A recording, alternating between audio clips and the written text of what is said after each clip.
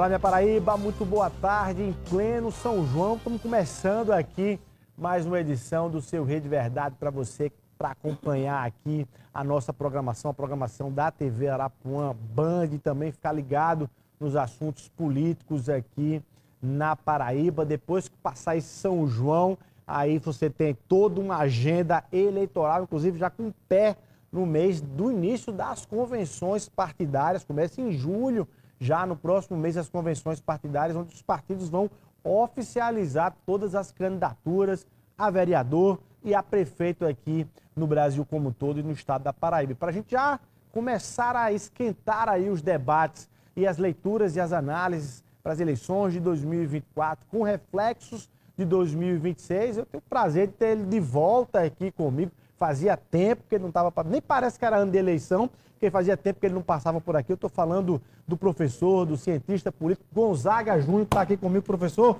muito boa tarde, seja bem-vindo de volta aqui, 2024. Você não podia passar muito tempo longe daqui, não. Boa tarde, obrigado pela presença. Promete. Luiz, obrigado mais uma vez. Sempre uma grande satisfação estar aqui com você. Agora no formato, né, aqui na Rede Band, aí com a satisfação também, conciliou ali a minha programação local com a programação nacional. Arapuã e Band agora junto, para mim ficou perfeito. Como a gente tem, então, o melhor da gente aqui para tudo.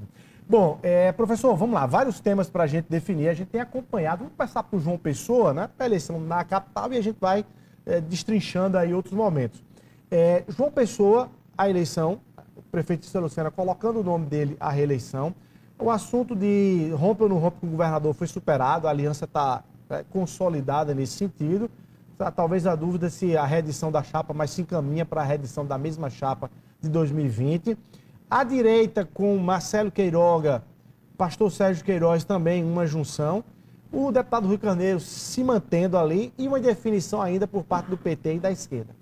Como é que você hoje, fechando junho, mês de junho, com o pé no mês das convenções, analisa em linhas gerais a eleição de João Pessoa para a gente ir candidato a candidato para a gente poder destrinchar aí? Sim, perfeito. Luiz, primeiro é inegável questionar a situação confortável do prefeito Cícero Lucena, né? Ele ali praticamente não tem oposição na Câmara, ele consegue conciliar a outra força política que era o governo do Estado, então mantém essa aliança. Isso coloca numa situação de muita vantagem perante os demais. E considerando exatamente que, embora ele não tenha, né, digamos, algo muito ousado para mostrar para a cidade, também não se há o que muito criticar da gestão Cícero Lucena, né? Então, a oposição vai ter dificuldades ali em colocar em xeque, digamos, a credibilidade da sua gestão, a não ser, talvez, apontar pequenas coisas.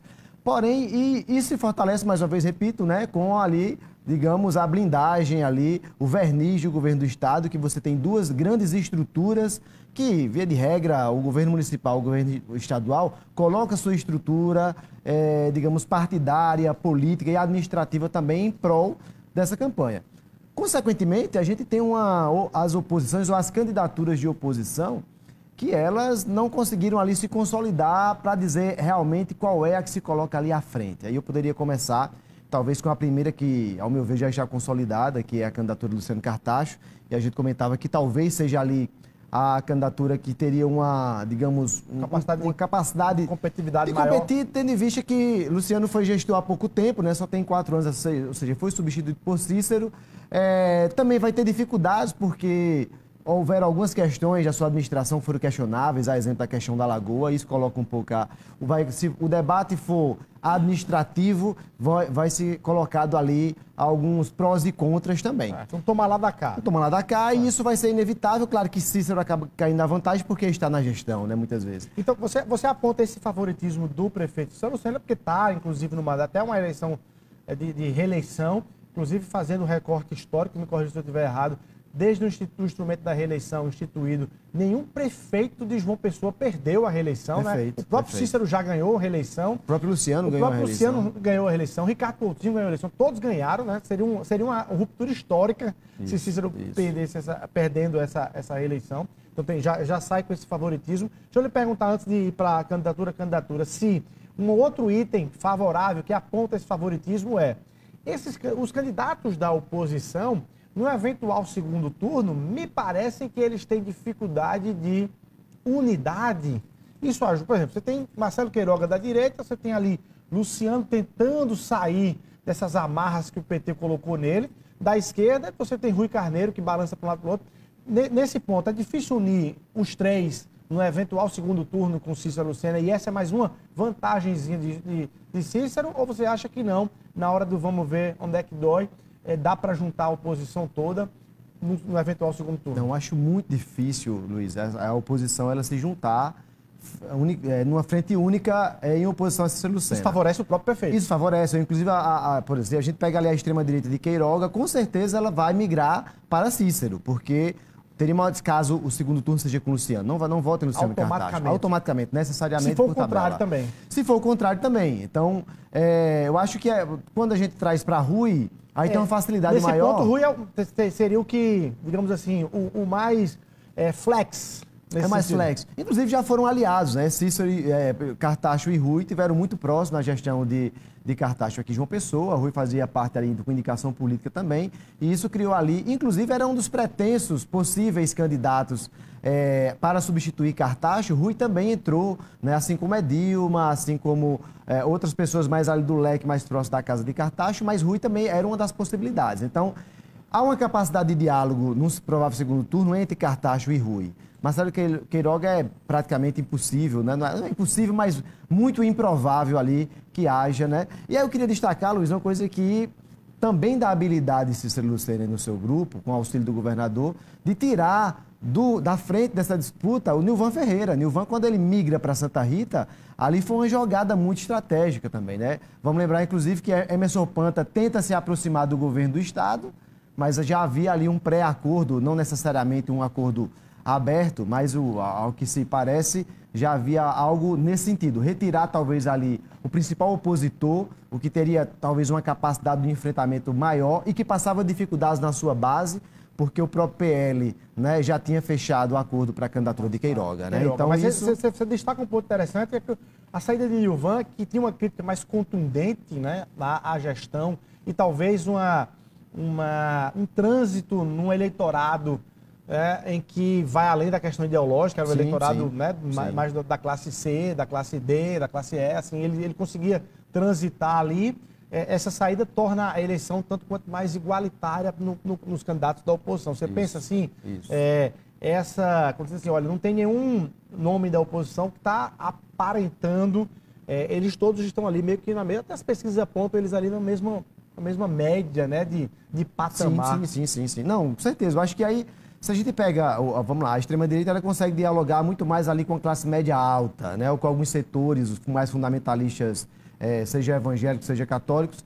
Mas Nilvan, para além desses setores, Nilvan conseguia dialogar ali com a classe popular. Ele tinha essa capacidade do diálogo ali com a classe mais popular, que historicamente até era um pessoal muito mais próximo da esquerda, do PT, a parte das políticas sociais, mas que Nilvan ele quebrava esse link por uma relação muito mais pessoal, pela sua capacidade de diálogo como comunicador, e ele saberia fazer isso muito bem. Inclusive, me parece, Luiz, que isso vai ser uma dificuldade que o prefeito vai ter em Santa Rita para a reeleição, para a substituição lá do seu grupo político, né? Em função ou seja, tirou o problema de João Pessoa, jogou lá para Santa Rita, Emerson Panta, eu acho que ele vai ter essa dificuldade lá também, que teria aqui. Claro, lá com muito mais vantagem para Nilvan, porque lá não é reeleição do prefeito, né? Agora, vamos falar sobre João Pessoa ainda. O destino de Luciano Cartacho que não tá cravado ainda, né? Na verdade, ele conseguiu superar internamente do ponto de vista de não ser mais Cida Ramos, mas o partido ainda não bateu o martelo. Quer dizer, o partido bateu o martelo mais rápido para Campina Grande em favor de Inácio Falcão, de Johnny Bezerra, candidato do governo, bateu mais rápido em favor de Johnny do que aqui. Luciano está terminando junho, a gente vai entrar na próxima semana já com os pés em julho, e ainda o PT não declarou que Luciano Cartacho é oficialmente o candidato do PT à prefeitura. Há uma queda de braço para levar o partido ainda para Cícero Lucena. Primeiro, você tem alguma previsão de qual é o destino disso? Quais são as forças que estão se confrontando para dar esse destino? Mas segunda pergunta mais objetiva.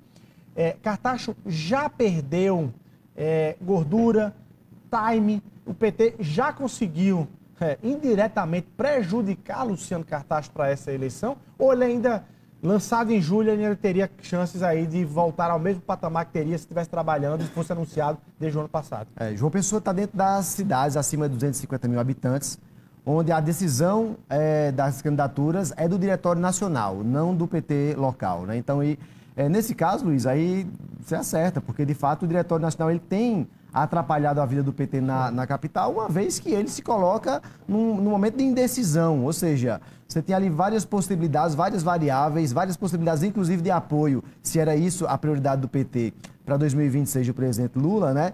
De indicar ali uma candidatura, ou ter uma candidatura própria, porque isso fortalece de fato a base partidária, ou ir para uma candidatura mais viável, que seria Cícero, talvez num possível acordo de apoio à reeleição de Lula em 26. Então o PT Nacional ele não conseguiu fazer isso, cria uma dificuldade para a candidatura, seja ela de Cida ou de Cartacho, então essa decisão já houve um apontamento do Diretório Nacional, Diretório Municipal para a candidatura própria, Cida com uma estrutura maior para garantir a maioria interna. Agora, eu acho particularmente que essa coisa já está decidida, porque a partir do momento que o Diretório Nacional... Para quem? Para Cartacho, em favor de Cartacho. Você acha que vai dar Cartacho? Uma vez que, qual era o critério? É realizar uma pesquisa interna. Bom, se você coloca Cartacho, vereador a vida inteira pelo PT, vice-governador, deputado, ex-prefeito por 8 anos. Foi até feita, inclusive. Foi feita, falta divulgar o resultado, mas não há dúvida que numa questão de conhecimento, de preferência, ou seja, Cartacho está na memória do eleitor, né, que o apoiou, ou pelo menos mas entre um e outro. Deve ter Centrão ainda ligado a Cícero e o próprio PSB do governador trabalhando ainda para frear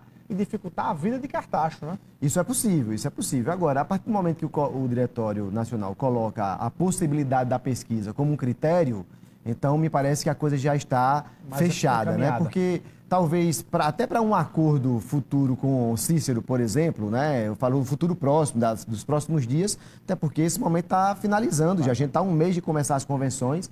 E não dá para... Todo mundo está em pré-campanha. Aliás, todo mundo já está em campanha. Até a Câmara dos Deputados está parando para o povo vir para a base fazer campanha. Se eu lhe perguntar, é óbvio, se Cartacho não passar nesse crivo, né? não tiver candidatura do PT, quem mais se beneficia com isso? O Rui Carneiro, os votos deles iriam para Rui Carneiro, Cícero, ou Marcelo Queiroga, enfim, com a saída de Cartacho, a saída do PT oficialmente dessa campanha. Quem é que você acha que mais se beneficiaria com isso? Luiz, eu acho que tem duas questões que é importante lembrar. A minha avaliação é que Cartacho não conseguiu dialogar com todos os setores internos do PT. Se a gente lembrar, Cartacho volta para o PT a partir de uma decisão do Diretório Nacional, não dialoga com a base, né? Você teve enfrentamento interno, ele perde na direção municipal para ser indicado ali como a sua candidatura própria, né? Então, internamente do PT, ele já tem problemas. Você acha que ele não seria um candidato raiz do PT? Não seria, mas eu acho que a partir do momento que ele tem uma candidatura, então talvez a grande parte do PT migra, de fato, vai votar por uma questão partidária, né? Quando você pensa na base, né, talvez naquela base que vota no PT, não necessariamente, porque se você tem um campo de esquerda na Paraíba, eu acho que parcela desse campo ele vai para uma direção da esquerda mesmo, no sentido de ter uma candidatura do PSOL, por exemplo, que a gente acaba, me parece que o PSOL ainda não definiu a sua candidatura e é outra dificuldade para aquele eleitor da esquerda mais raiz, digamos assim, né? Então, acho que necessariamente, numa situação dessa, possivelmente, grande parte acaba migrando para uma candidatura mais provável de Cícero Lucena, com certeza. Ele se beneficiaria com isso? Acho que sim, acredito que sim. Para a gente fechar aqui, eu queria sair de João Pessoa para ir para Campina Grande, fazer a pergunta mais difícil, se você apostaria aí no segundo turno, ou é difícil porque todos estão muito no patamar, é aquela história de um voto, como foi em 2020, inclusive, né? Sim. 3 candidatos ali muito próximos do segundo turno, né? O próprio Nilvan Ferreira que foi, Rui Carneiro e o Valber Virgulino, né? Você apostaria aí ou é a mesma... incógnita de 2020. João Pessoa? Sim, João Pessoa. Não, sim. João Pessoa, eu acho que tem essa disputa do segundo colocado ali, ela vai estar nesse patamar também, né? Muito indefinido, né? Porque até nas pesquisas você tem estão próximos na margem de erro, praticamente todo mundo dentro da margem de erro, Luiz. Então, acho que, e repito, isso cria uma vantagem para Cícero, aquilo que a gente falava antes. Você não tem uma oposição consolidada, né? Você não tem algo administrativo que coloque em xeque a sua gestão, né? E politicamente essa fragilidade dessas composições. Então, nem administrativo, nem político teria, digamos, algo que colocasse em xeque essa reeleição de Cícero. Então, por isso, indo para o segundo turno, a coisa está muito indefinida ali e a dificuldade que teria desse candidato no segundo turno também. Bom, mas é possível, talvez, aí a gente consegue assistir, talvez, até uma vitória no primeiro turno, também não duvido disso. Você também aposta que há uma possibilidade muito provável, é muito provável. Vamos lá, vamos para Campina Grande, porque lá ainda tem um cenário extremamente nebuloso com base na não decisão de Romero Rodrigues. Você está vendo a candidatura do João Bezerra, do PSB, do governador João Azevedo. Você acha que ela tem condições de de crescer, de fazer contraponto a Bruno sem Romero, se Romero disser, estou fora dessa história, você acha que o Johnny Bezerra, o governo, tem condições de fazer um confronto contra Bruno? Ou, na verdade, a única preocupação de Bruno na vida dele é saber qual é a posição de Romero? Campina é um pouco mais delicado, né, Luiz? Porque Campina você tem ali um eleitorado que parte dele está muito vinculado ao agrupamento Cunha Lima, parte dele estava ligado ali, né, à candidatura ou ao grupo político do senador veneziano, e aí tem os Ribeiro, né? Então você tem três grandes forças que parte delas ainda estão indefinidas. O senador veneziano já se coloca ali no projeto da reeleição, né, de Bruno. Então isso agrega ali. O progressista ali, os Ribeiros ainda são um pouco dessa definição. E você tem essa estrutura do governo com a candidatura de Johnny, que tenta dialogar com o campo progressista ali. Então já traz o PT, mas ainda o PCdoB ainda se coloca dentro da candidatura do Inácio Falcão.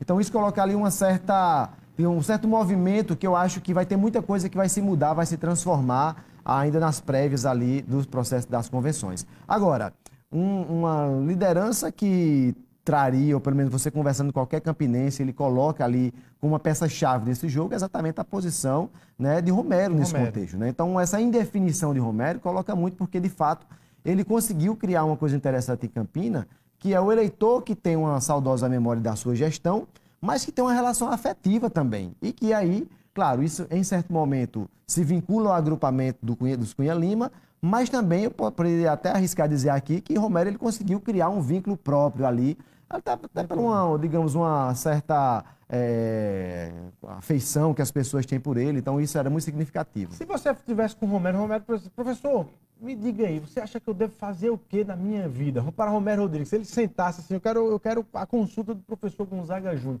você diria o que para ele? Tem gente que disse que ele está obrigado a ser candidato agora, tem gente que diz que não, que ele tem condições de construir ainda um espaço com Bruno. Eu, particularmente, não vejo qual, porque Bruno já se abraçou com o senador veneziano, que é candidato à reeleição, ou seja, a chapa para frente já teria um senador veneziano. Se Bruno tem intenções de ser candidato, você não teria como fazer uma chapa com 3 campinenses, Bruno, Romero e veneziano, né?